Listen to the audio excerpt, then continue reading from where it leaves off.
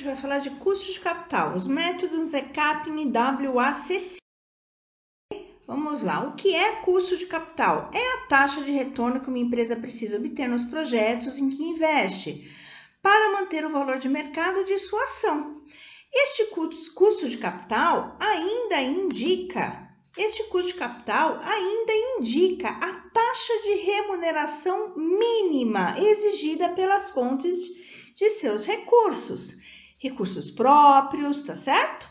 O custo de capital de uma empresa é a remuneração mínima exigida pelos proprietários de suas fontes de recursos, credores ou acionistas.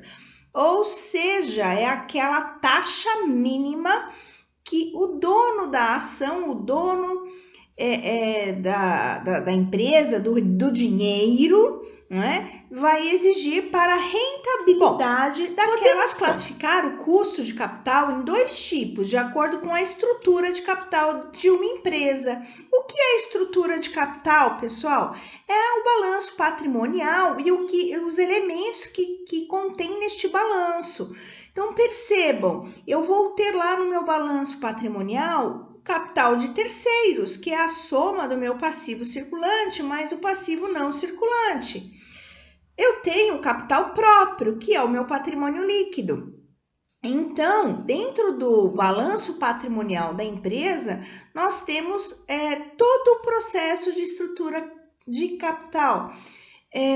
Na disciplina onde a gente faz aquela análise de balanços patrimoniais, né?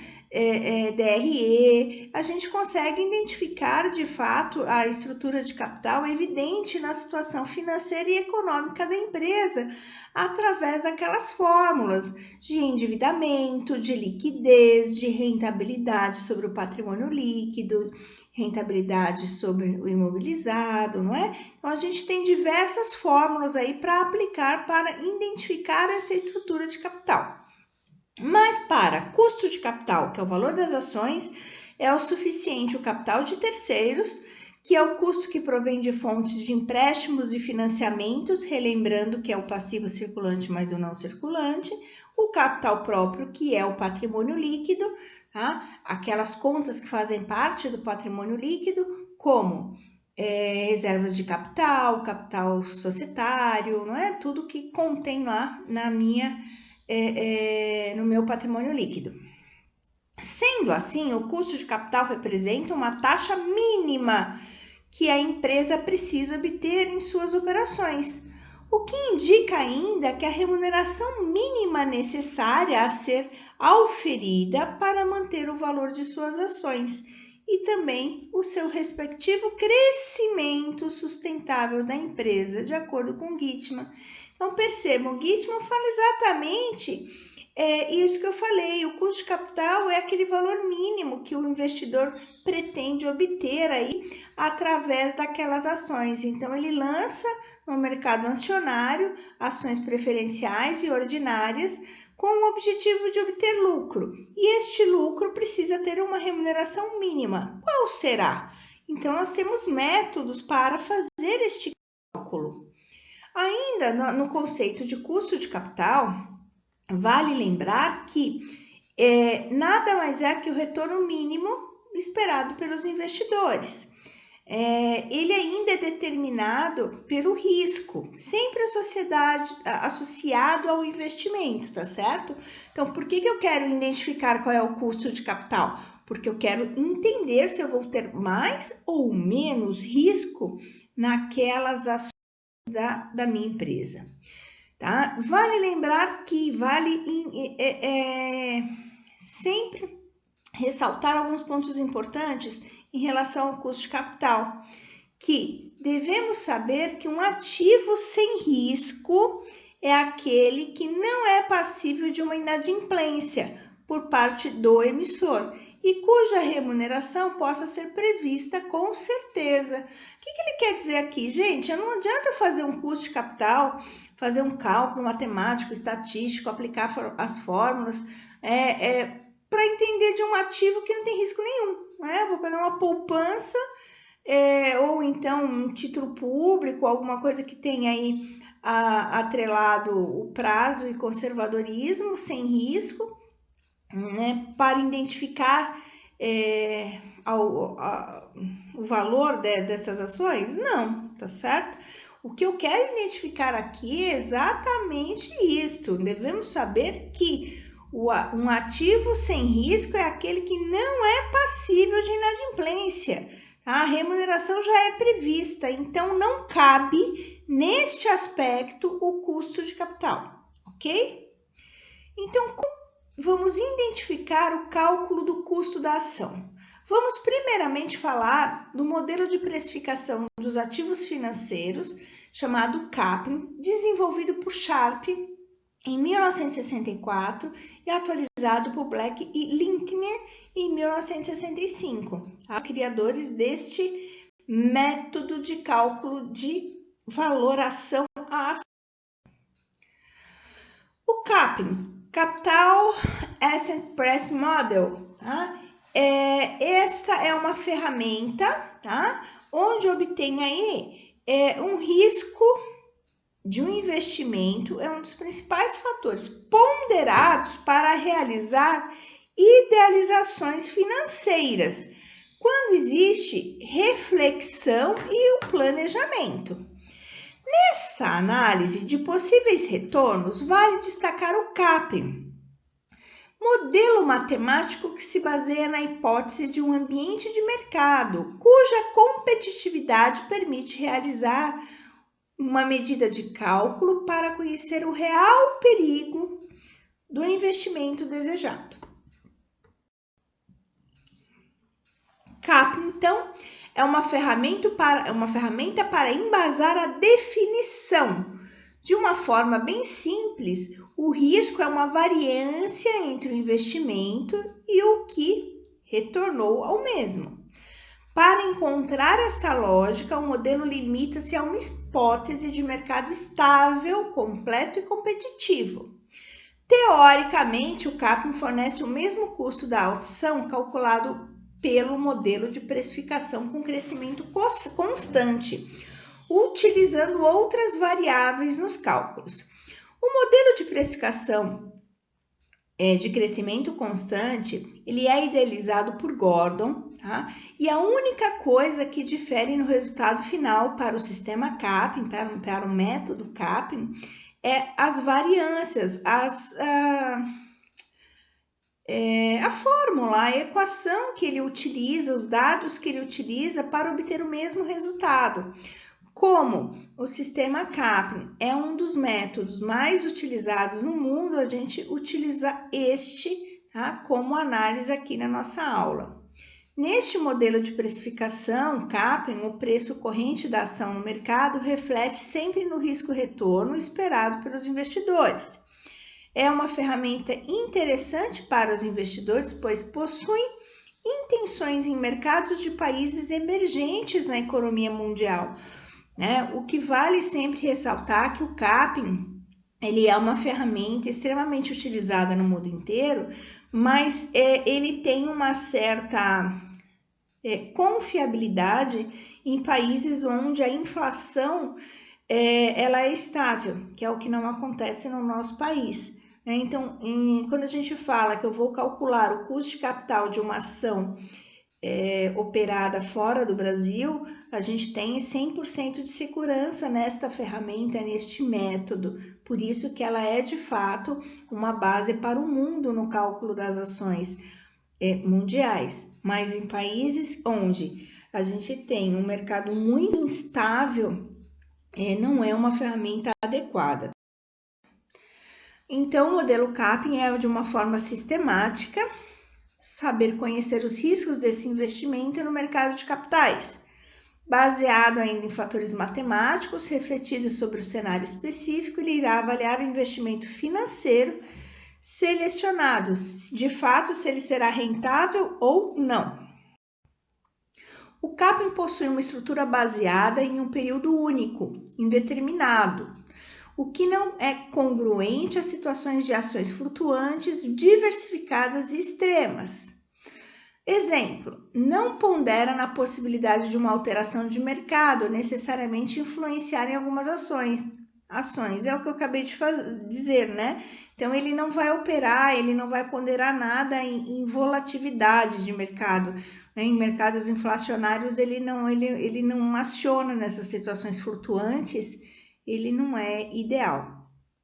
Constitui-se apenas da avaliação de riscos classificados como não diversificáveis. Lembra na aula anterior que a gente falou um pouquinho desses riscos não diversificáveis, né?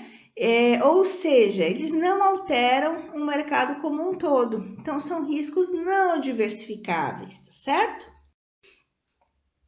E como a gente faz o levantamento do custo de capital próprio? O custo de capital próprio é uma medida subjetiva. Trata-se do custo de oportunidade dos acionistas por estarem investindo no projeto em questão e não em ativos mais ou menos rentáveis. O primeiro passo é levantar diferentes fontes de renda com investimentos viáveis e os seus respectivos retornos, seja por mês, seja por ano, conforme essa próxima imagem. Vamos pegar diversos investimentos desta empresa, né, com rentabilidade na taxa Selic, na poupança, um CDB, um título, um Ibovespa, uma inflação. A gente pega a rentabilidade média desses investimentos, faz o acumulado anual, faz uma média, que é somar todos esses valores e dividir pelo número de elementos, chegamos nesta média, e somamos a inflação, né? Também uma média da inflação. Contabilizando aí 13,74%, tá? De benchmark. O próximo passo, após identificado este benchmark, é calcular o custo de capital próprio utilizando o prêmio de risco entre os ativos calculados na tabela anterior e o retorno do ativo de menor risco de mercado, que geralmente é utilizado nessas taxas de juros de longo prazo, onde o ativo é livre de risco. Então, quando a gente fala assim, esta letra, né, este elemento significa um ativo livre de risco, eu estou me referindo à taxa de juros de longo prazo, ok? Outra variável de extrema importância para a ferramenta do CAPM é o beta, que é a taxa de crescimento esperada da sua empresa. O quanto eu espero que as minhas ações cresçam no mercado ou que o meu projeto dê certo. É uma comparação de risco e retorno esperado, né, conforme a gente diz aqui na imagem. Então, neste exemplo que eu trago, essa empresa, ela cresceria 1,5 vezes mais que o segmento dela de mercado, conforme as suas projeções. Então, o RF é o retorno do ativo livre de risco, 6%. A letra, a expressão E, entre parênteses, RM, significa retorno esperado sobre o índice de mercado. Então, eu trabalho numa empresa, sei lá, do segmento têxtil. No segmento têxtil, qual é o índice de mercado desta empresa, deste segmento? Tá? 13,74%, tá certo? O beta já é o risco do negócio. Olha, eu espero aí 1,5 de risco, tá? Então, o custo do meu capital próprio nada mais será do que a soma desses riscos, totalizando 17,61%, tá certo? Exercícios ou alguma coisa que a gente vai trabalhar, peça, o prêmio de risco. O que seria o prêmio de risco? Esse aqui, ó, é o KM menos o RF.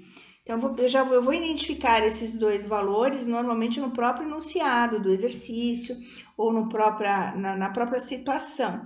Então, o KM nada mais é do que a taxa de retorno esperada sobre essa carteira de mercado. Eu vou pegar este valor menos o RF, que é a taxa de retorno do ativo livre, risco de livre de risco, que é o RF. Então, eu identifiquei a porcentagem do meu prêmio de risco também, certo?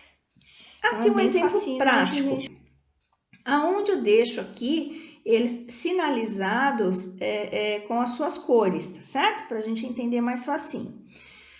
A BemTV SA quer calcular agora seu custo de ação, tendo por base o CAPM, sabendo-se que a taxa livre de risco é igual a 10%, que o beta da empresa é de 0,5 e o retorno de mercado é 14,36. Substituindo-se nessa equação, eu vou ter o meu KS, que é o custo de capital que eu quero entender, que eu quero descobrir, que será igual o RF, tá? Que é 10%, que é a minha taxa livre de risco, mais o meu beta, que é 0,5, né? Que vai aí multiplicar o retorno de mercado em porcentagem, menos 10, que é a minha taxa livre de risco, né? Façamos o cálculo na calculadora aí de uma vez só, tá certo? Identificamos 12,18% é o meu custo de capital pelo método CAP, tá certo? Modelo CAP. Normalmente, é importante a gente ressaltar algumas coisas aqui. Normalmente, atribui-se a KM, que é o retorno da carteira de mercado, o que pode ser representada pelo índice da Bolsa de Valores. No caso do Brasil, o Ibovespa. Então, você está trabalhando com uma ação, sei lá, com referência na Dow Jones, então é na Bolsa da Dow Jones, e assim sucessivamente, tá? Frankfurt, seja lá onde você estiver trabalhando, é a referência do Brasil, é a Ibovespa. De maneira genérica, podemos dizer que pressupondo o Ibovespa com a carteira de mercado, a gente terá, quando o beta de um ativo for igual a 1, significa que esse ativo irá se comportar na mesma direção e na mesma proporção que o Ibovespa. Então, exemplo, Ibovespa que fecha hoje cresce 2 pontos percentuais, tá? Então, o seu ativo vai crescer 2 pontos percentuais. Agora, se ele for igual a menos 1, ele vai variar na mesma proporção, né? Ele vai crescer ou cair na mesma proporção do Ibovespa. Porém, ao contrário, direções opostas. Se o índice Ibovespa crescer 2 pontos percentuais positivo, o seu ativo, as suas ações, vai cair 2 pontos percentuais. Isso é o que significa, então, a variância do beta e a importância do risco-retorno para os seus ativos nesse custo de capital. A gente consegue, de fato, avaliar qual é a importância e a mensuração de cada qual ativo por essa. Quando a gente tem agora a emissão de novas ações, né? Quando eu vou emitir novas ações no mercado acionário, eu tenho o custo da ação preferencial, que é diferente do custo da ação ordinária. Aqui a gente exemplifica de um modo geral como é feito o custo dessas novas ações, tá certo? Então, é uma fórmula genérica, a gente tem as específicas, tá bom? O preço da emissão de novas ações deve ser sempre inferior ao preço praticado no mercado. É claro, né, gente? Estou lançando algo novo no mercado, ela precisa ser mais baixa para que haja investidores, haja interesse dos subscritores. Nessas novas emissões, os custos adicionais a serem acrescentados aos cálculos, como o custo de deságio do preço da ação e o lançamento a ser pago e vender a emissão dessas novas ações. Aqui eu coloco uma legenda para cada item da nossa equação. O KN é o que eu quero entender, é o custo da emissão das novas ações.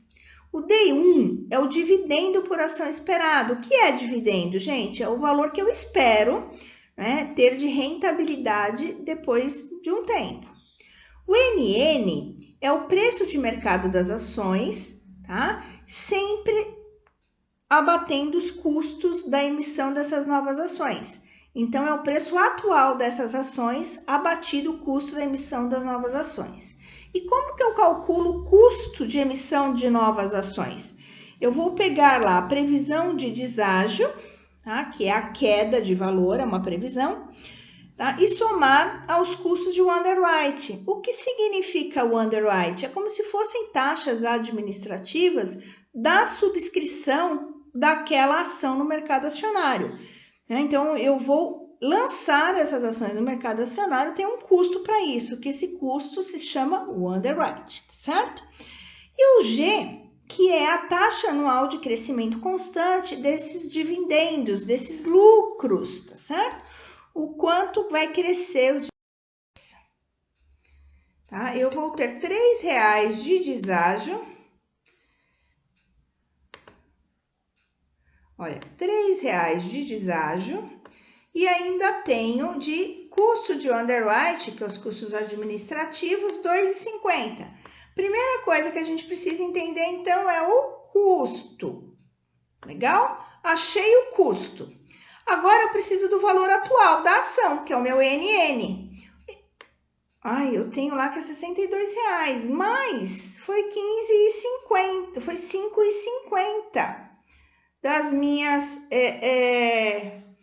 dos meus custos. Então, eu entendo que R$ 62 menos 5,50, chegamos nos R$ 56,50. O novo preço das minhas ações abatidos deságios e custos de underwrite, ok?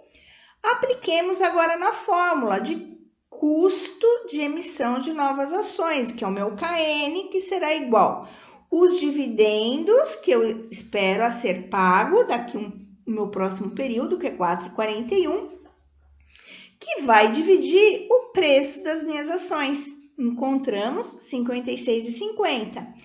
Tudo isso mais a minha taxa. Olha lá, ó. A taxa de crescimento de dividendos, que é o meu G na fórmula, é essa aqui, ó. Só que, ó, eu preciso convertê-la, tá bom? Divide por 100, converte e identificamos, então, um valor de 12,875% de custo de nova emissões de ações.